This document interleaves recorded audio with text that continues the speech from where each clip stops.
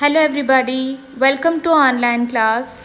In the last class, we have studied regarding the verification and valuation of assets and liabilities, its meaning, its objectives, okay, and some rules for verifying the assets and liabilities, what rules should be followed by the auditor that we have studied. So in today's class, we'll discuss regarding the practical verification and valuation, how verification and valuation will be done for the assets and liabilities, that we will understand. So let me clear one thing before starting with today's class. Let me clear you one thing.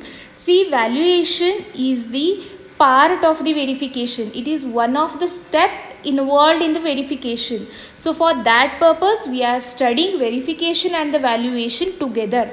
So do not get confused that why I am teaching you the verification and valuation together, because valuation is the one of the step included in the verification.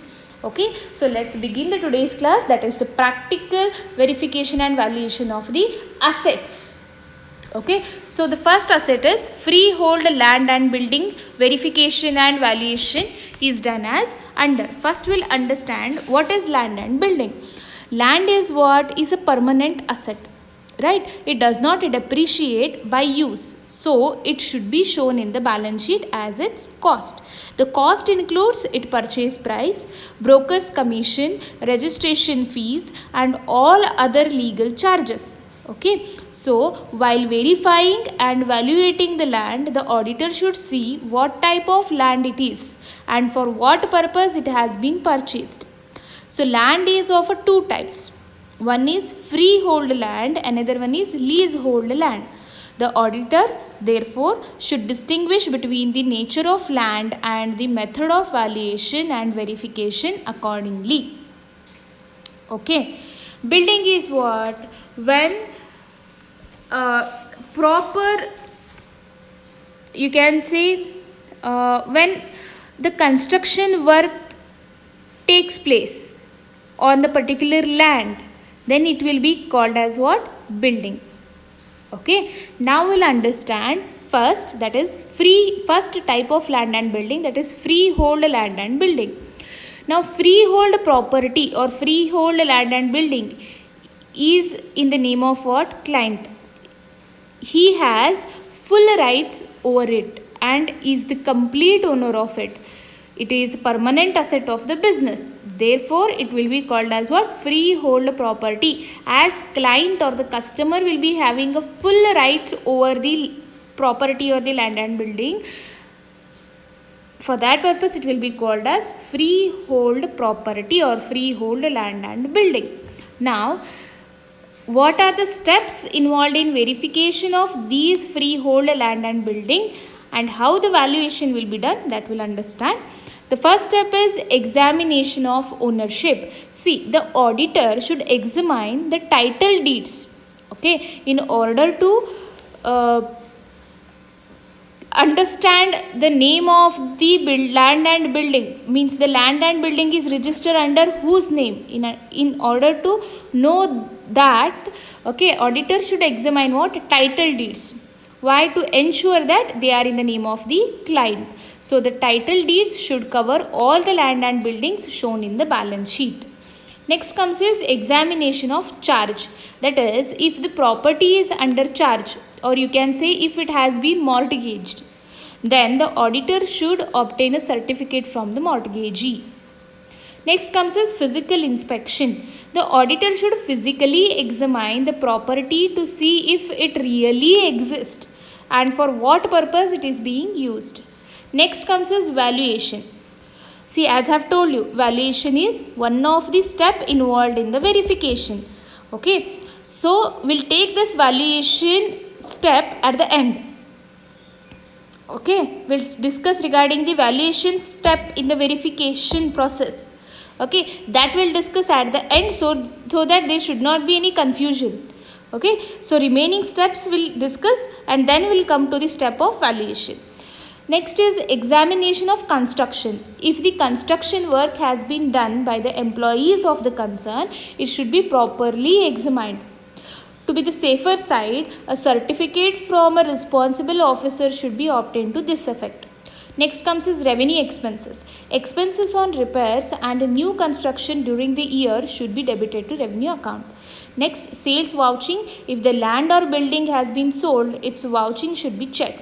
And lastly, examination of depreciation. The auditor should see whether the proper depreciation has been provided for land or building or not. Okay.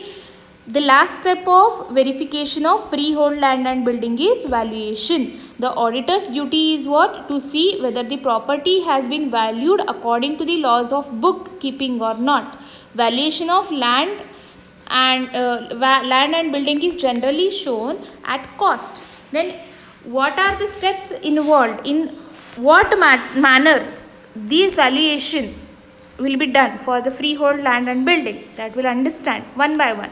First step is at cost. Okay. The valuation of freehold land and building is done at cost. Initial expenses like brokerage, commission, registration fees and other legal charges are added to the purchase price to determine the cost. Okay. Next, expenses on repairs. Expenses on repairs are not added to the cost because these are considered as revenue expenses. Then increase in properties. Any increase in property should be added to the cost of the property. If there is any increase in the value of the land and building, then that should be added to the cost. Then depreciation. Depreciation should be deducted from the cost in the balance sheet.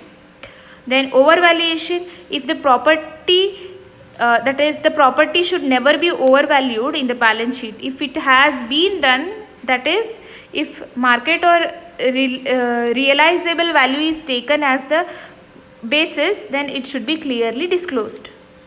Okay. So this is how we will be valuating or valuation of freehold property or the freehold land and building will be done. Okay.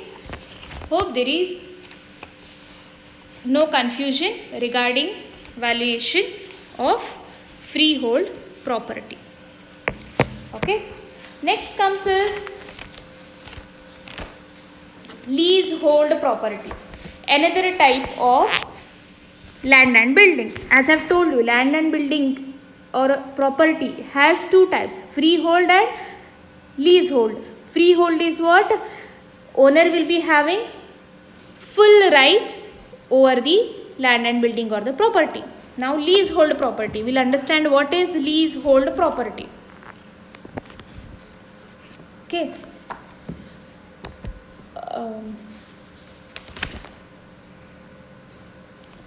Okay.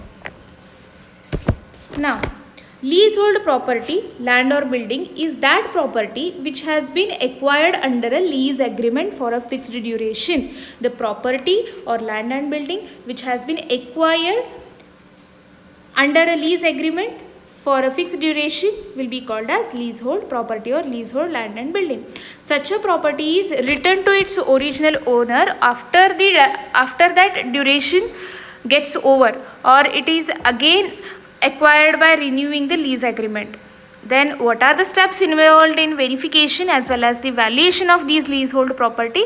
We'll understand one by one. As I've told you, valuation step will study at the end of the steps involved in the verification, not at the end of the class. Okay.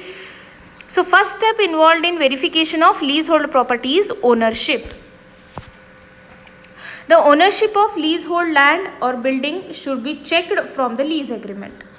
Okay, the auditor should check the ownership of leasehold land and building, okay, from the lease agreement to confirm that the land and building belongs to the so and so owners. Okay, and he has leased it to the organization. Next, existence. It should be found out by physical inspection of the leasehold property that the property is in the possession of the concerned. Okay, in order to check whether the physical means he has to do the physical inspection so that to understand that the property is really under the possession of the owner or not. Next, valuation. As I've told you, valuation we'll discuss at the end of these steps. Then revenue expenses. The auditor should see that revenue expenses like annual rent, insurance expenses should be shown in the profit and loss account. Then charge. If leasehold property is mortgaged, a certificate should be obtained from the mortgagee. Then sinking fund, that is, the auditor should also see whether the management has made a provision for a sinking fund. If a provision has been made for this fund, it should be shown on the liability side in the balance sheet. Okay. The last step, that is valuation. How the valuation of this leasehold building and land or the leasehold property will be done. Leasehold building and land, as I have told you, is a permanent property. It is acquired by the lease agreement. Okay. The auditor should see that separate accounts are maintained for freehold and leasehold properties. Its valuation should be done in 3 steps. First one is property is shown at the cost, that is the property should be shown at a cost. Then any increase in the value of the property is added to the cost, that is appreciation, and if there is any depreciation should be deducted from the cost, which is calculated by dividing the total cost of the lease with the period of the lease. Okay, so this is how valuation of the leasehold property will be done.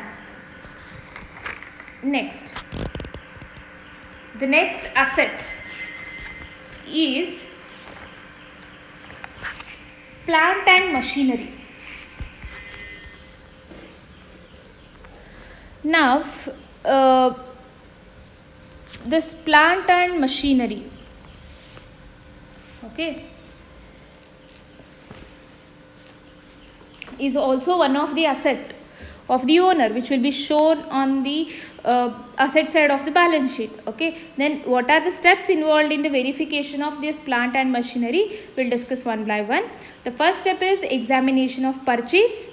Yes, the auditor has to examine the purchase of these plant and machinery. This is done by checking receipts obtained from sellers and sale agreement. Then division between capital and revenue expenses. Yes, the auditor should see whether the division between capital and revenue expenses has been done properly or not, because all the expenses till the plant and machinery starts working are capital expenses.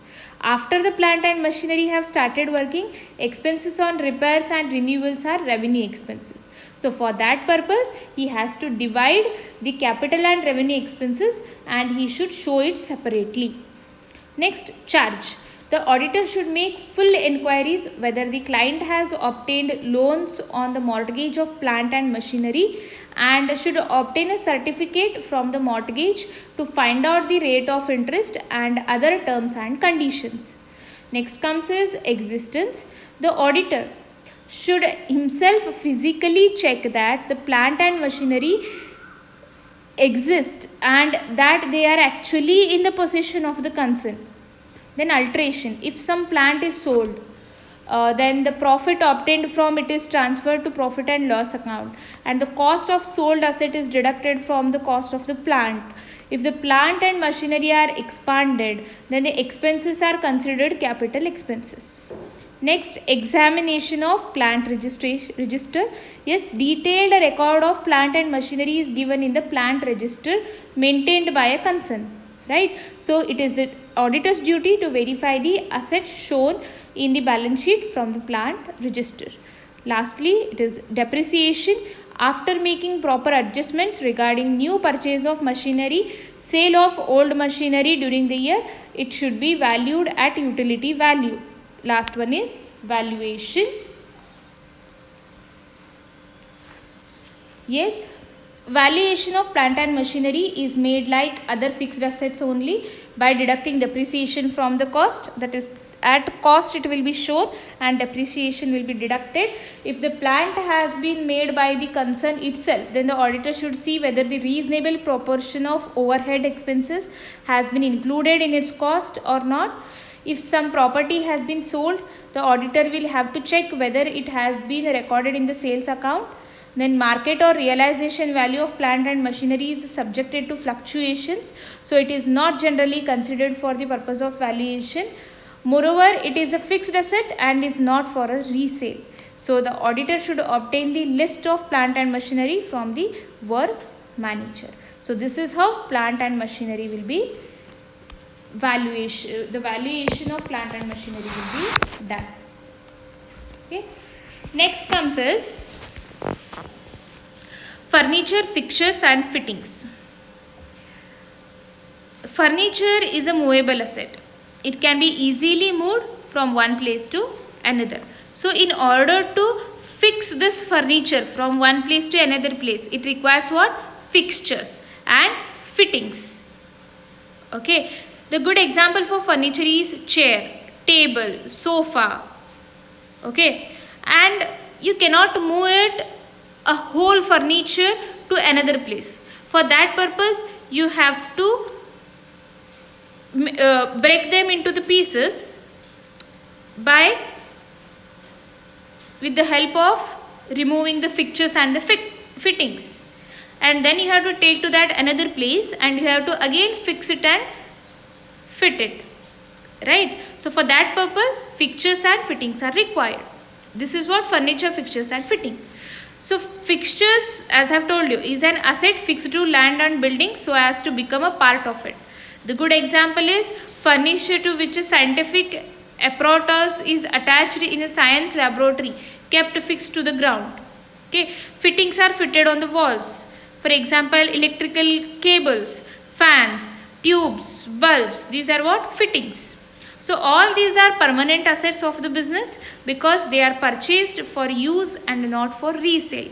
Their method of verification and valuation we'll discuss one by one. First one is existence. The auditor should check their existence by physical checking because the management may use them in their homes even. Okay, so for that purpose, auditor should be very careful while verifying. Then comes his ownership. If these things have been acquired on lease or on rent, their ownership should be checked with related documents.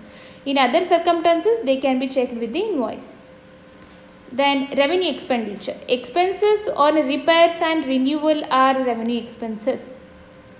Then charge.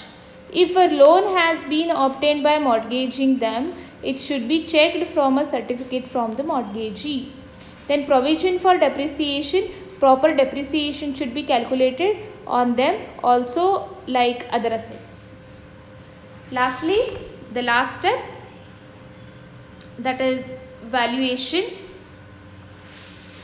The valuation of furniture and fixtures, fittings are same as plant and machinery.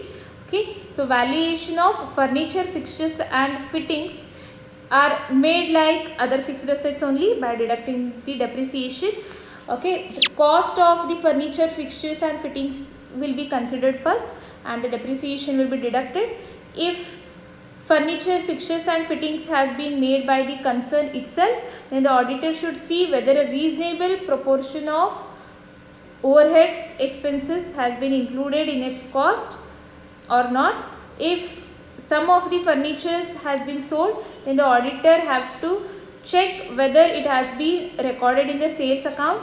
Market or realization value of the furniture is subject to the fluctuations, so it is not generally considered for the purpose of valuation. Moreover, it is a fixed asset and is not for resale. So the auditor should obtain the list of furnitures from the works manager. Okay. Next comes is loose tools. Yes, verification of loose tools should be done each year. Revaluation or re-verification should be made on the basis of their correct verification. The difference between these should be considered. If these tools have been made in the factory itself, then their verification should not be at a if they are made in the factory itself, then the verification should be done properly. Okay, then comes this valuation of this loose tools.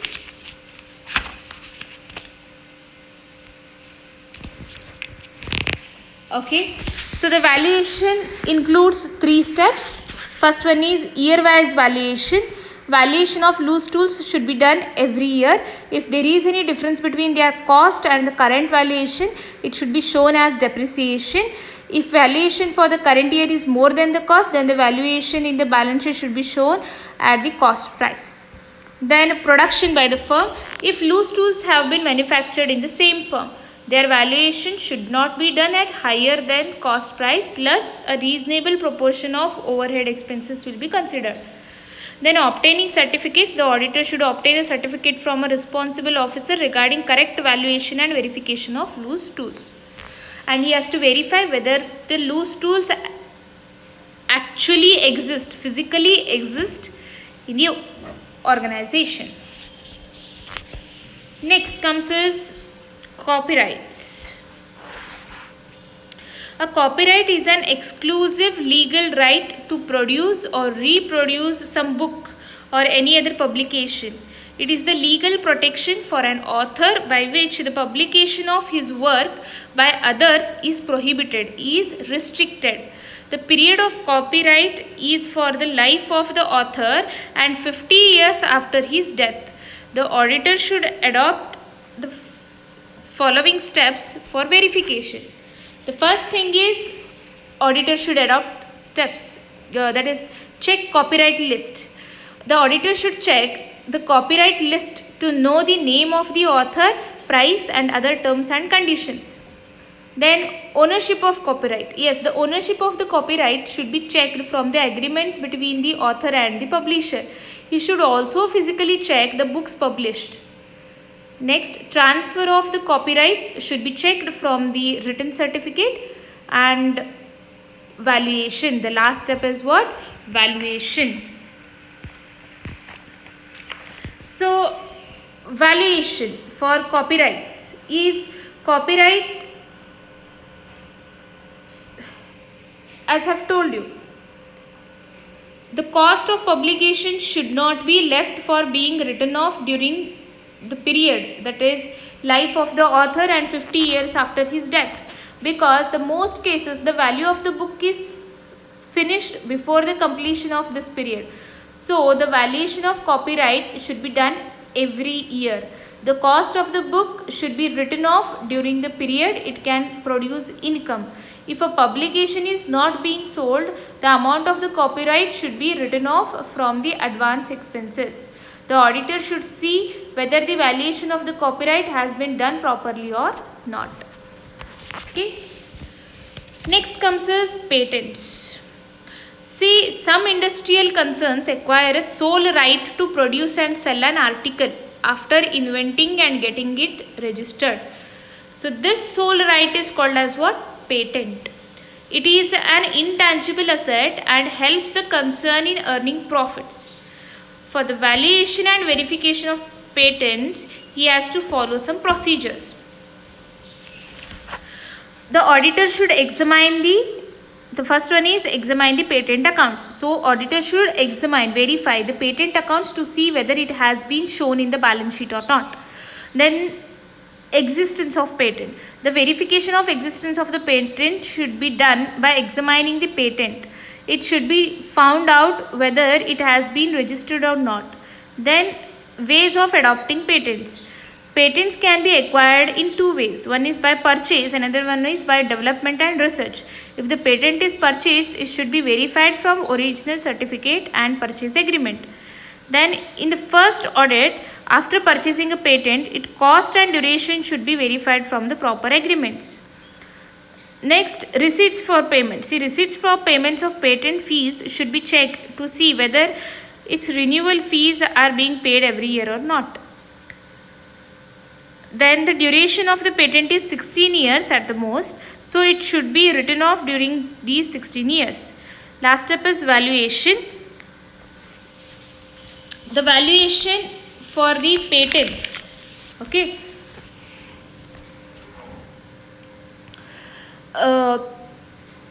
See, expenses incurred in acquiring patent right should be written off during the term of the patent.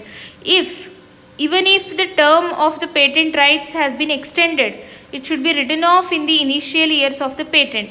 If the patent rights has been rendered useless before the completion of the term due to new invention or otherwise, then the amount of the patent should be written off during this period. Renewal fees for the patent is considered advance expenditure. Okay. Next is livestock.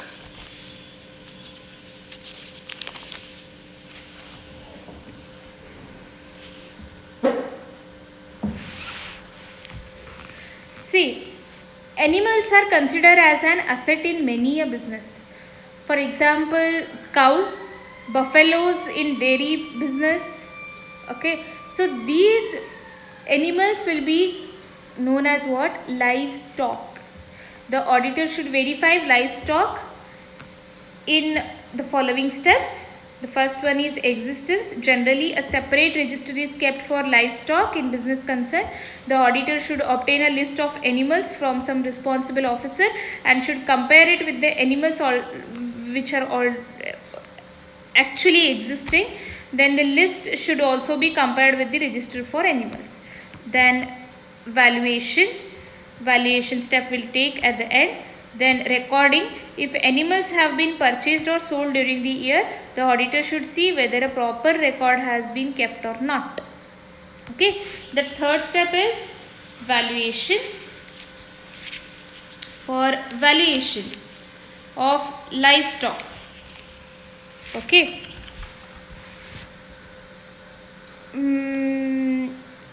The following steps will be included. First one is yearly valuation, which is mandatory.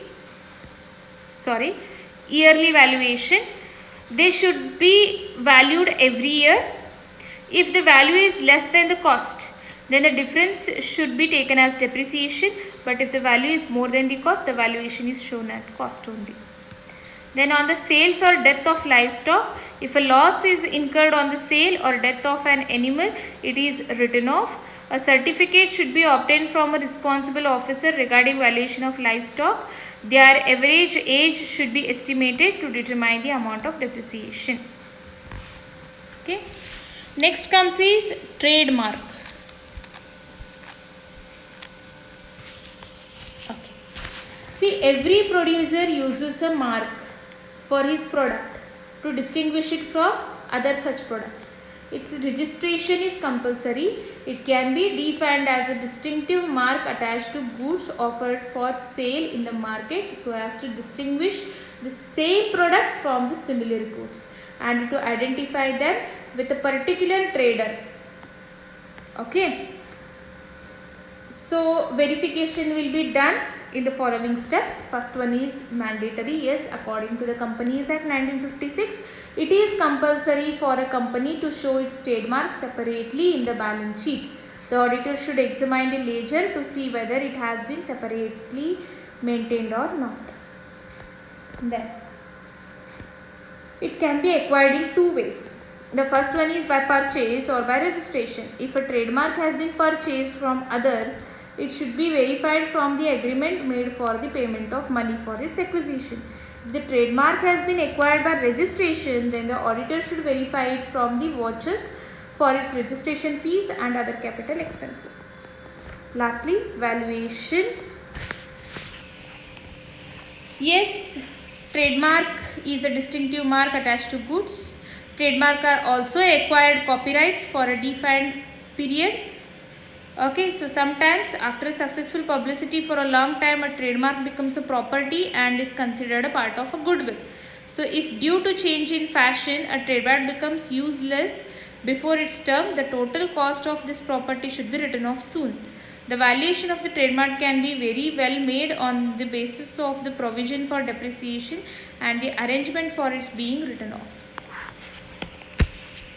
Now, lastly, we'll study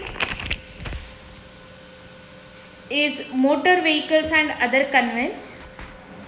The verification and the valuation will be done in this way. Ownership, the auditor should check the registration book for each vehicle. He should compare the registration number and depreciation given in the registration book with the particulars shown in the ledger account. He should also check whether the vehicles are registered in the name of the client and whether their license fees has been paid till the date of the balance sheet. Then price and existence. The auditor should himself verify their physical existence. The price can be estimated by examining the physical condition of the vehicle. Depreciation. The auditor should see that the amount of depreciation is adequate and an adequate provision has been made for the depreciation. Then revenue expenses. Their license fee, insurance premium, road tax and expenditure on repairs and renewals are revenue expenses, while their registration fee is capital expenditure. Purchase on installments. The auditor should see the agreement between the buyer and the seller if they have purchased on installment, and the valuation which will be done similar as the fixed assets will be done, that is at cost. If depreciation is there, it will be deducted, and if appreciation is there, it will be added, and if there is any sale of the motor vehicles, then that will be shown in the sales account and that value will be deducted. Okay. So in today's class we have discussed only part of the assets of the balance sheet, verification and valuation process for the part of the assets of the balance sheet. The remaining things we'll discuss in the next class. Thank you.